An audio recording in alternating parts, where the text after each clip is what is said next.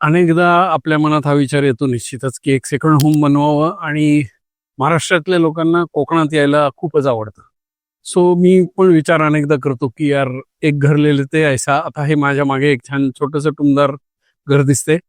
2 जणांसाठी 3 जणांसाठी it is a ideal house. खूप काही तुम्हाला त्याच्यामध्ये खर्च येणार नाही असं मी गृहीत धरलं आणि बजेट ठेवलं 50 लाख रुपये. तर आपण कॅल्क्युलेशन करूया.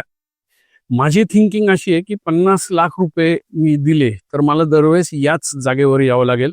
देर will be no variety and I will get stuck with a single house. हा माझा विचार आहे. तुमचा विचार वेगळा असू शकतो. एक कॅल्क्युलेशन मी केलं की मी वर्षातनं समजा अशा ठिकाणी आलो एक आठवडाभर तर माझा खर्च खाऊन पिऊन 50,000 रुपये होईल. सो 50 लाखाचं घर भागिले 50,000 म्हणजे 100 वेकेशन माझे इथे होऊ शकतात. मी वर्षातनं 2 डोमेस्टिक वेकेशन घेतो तर 50 वर्ष पुरेल एवढे ते 50 लाख रुपये आहेत.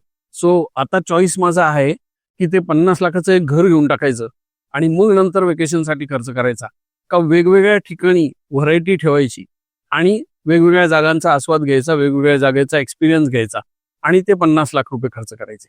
यातली योग्य गोष्ट कुठलीच नाहीये. तुमचा जसा पिंड आहे, तुमचा जसा माइंडसेट आहे त्याप्रमाणे तुम्हाला प्लॅन करायला लागेल. पण प्लॅन करून करा. इमोशनल होऊन घर घेण्यात काहीच अर्थ नाहीये.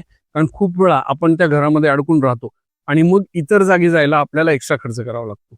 माझा निर्णय हा आहे की मी एक सेकंड होम घेणार नाही कुठल्याही लोकेशनमध्ये because I feel I will get stuck with that.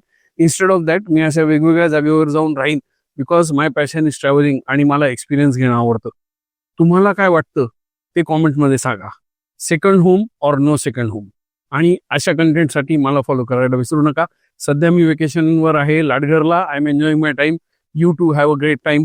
नवीन वर्ष सुरू झालंय. नवीन प्लॅन्स बनवा आणि फिरायला जा. धन्यवाद.